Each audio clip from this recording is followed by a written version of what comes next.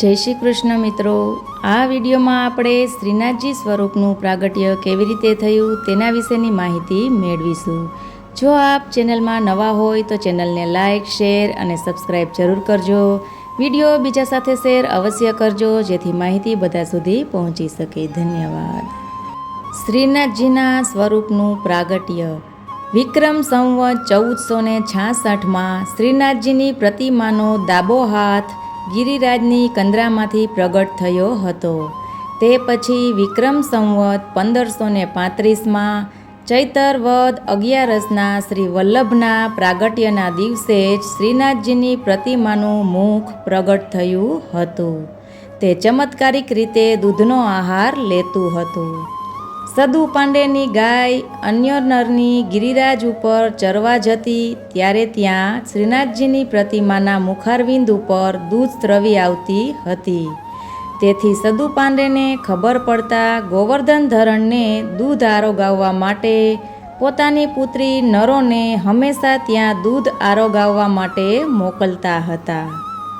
ગોકુલમાં ઠકુરાણી ઘાટ ઉપર વિક્રમ સંવત 1549માં શ્રાવણ સુદ 11ના રોજ શ્રી વલ્ભાચાર્ય રાતવાસો કરી રહ્યા હતા।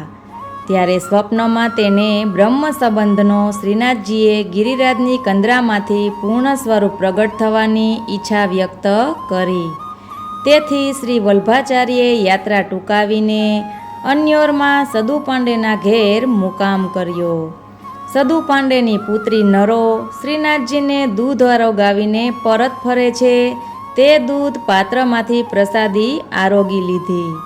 શ્રી વલ્ભાચાર્યે ગિરિરાજ ઉપર જઈને ગોવર્ધન ધરણના દર્શન કરીને ભાવ વિભોર બની ગયા। હે નાથ કહીને શ્રીનાથજીને ભેટી પડ્યા। શ્રી વલ્લભે લોક સહાયકથી ગિરિકંદરામાંથી શ્રીનાથજીને બહાર કાઢીને એક નાનું મંદિર બનાવીને તેમાં પાટે બેસાડ્યા। ખીરની સામગ્રી ભેગી કરી ભોગ ધર્યો।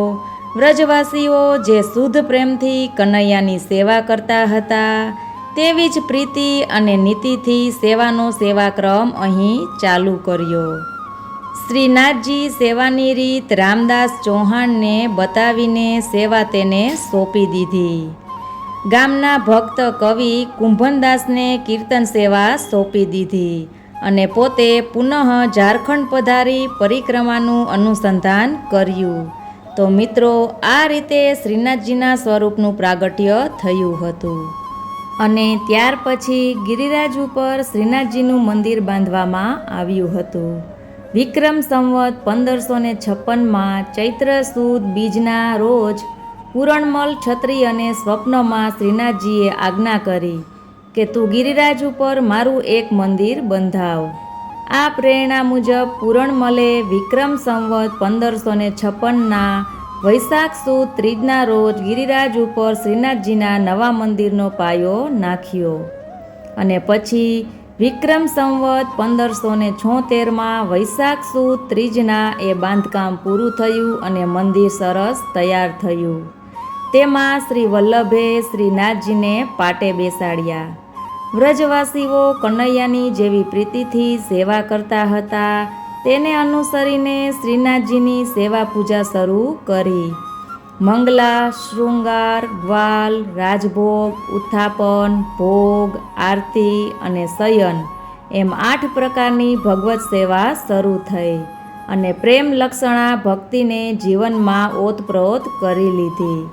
આમ ગોવર્ધન ધરણ ગોવર્ધનનાથજી શ્રીનાથજીના નામે તેઓ પ્રચલિત થયા। શ્રીનાથજીની સેવા કરતા રામદાસ ચૌહાણ ગોલોકવાસી થતા તેમના મુખિયાજી તરીકે વિદ્યાગુરુ માધવેન્દ્રને નિમ્યા। વ્રજવાસીઓ તેમાં ખૂબ ઓતપ્રોત થઈ ગયા તેથી આ સ્થળનું નામ જતીપુરા પાડ્યું અને સમય જતાં ત્યાંથી શ્રીનાથજીનું નવપ્રસ્થાન કરવામાં આવ્યું। બાદશાહ ઔરંગઝેબના શાસનકાળમાં મલેચ્છ નામના ઉપદ્રવનો ભય લાગવા લાગ્યો। તેથી ગિરિરાજ ઉપરના મંદિરમાં બિરાજતા શ્રીનાથજીનું રાજસ્થાનમાં નવપ્રસ્થાન કરવામાં આવ્યું। સેવા પૂજા સગીરદાવજી મહારાજના વાલી તરીકે તેમના કાકા ગોવિંદજી મહારાજ કરતા હતા। આથી તેઓએ તે વિચાર્યું અને વિક્રમ સંવત 1726માં આસો સુદ પૂનમના રોજ તેઓએ ત્યાંથી શ્રીનાથજીને ઉઠાડીને નવરથમાં પધરાવ્યા. શ્રીનાથજીને નવરથમાં લઈને નિવાસસ્થાનને શોધવા માટે તેઓ દંડોતીધાર, બુંદી, કોટ, પુષ્કર, જોધપુર, કિશનગઢ, ઢૂંઢાર, મારવાડ, મેવાડ, વાંસવાડા, ડુંગરપુર અને શાહપુરની વચ્ચે તેઓ ફર્યા, પરંતુ તેને નિવાસસ્થાન આપવા માટે કોઈ તૈયાર થયું નહીં.